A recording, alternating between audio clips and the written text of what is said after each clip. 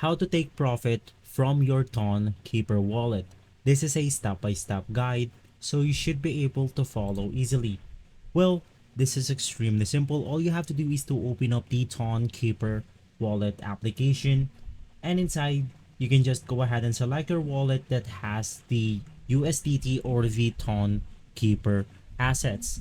Now once inside your wallet that has your profit, you can just go ahead and navigate through the browser right here, and inside your browser you can just go ahead and navigate through the exchanges.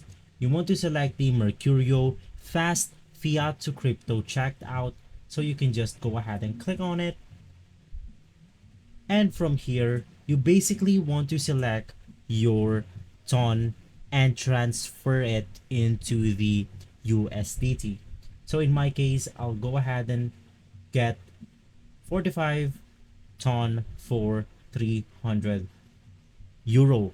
You can just go ahead and click on the sell ton above the screen right here, and inside we'll be able to send 52 ton and we'll be able to get 300 euros. So guys, if this video has been helpful for you, please consider by liking and subscribing.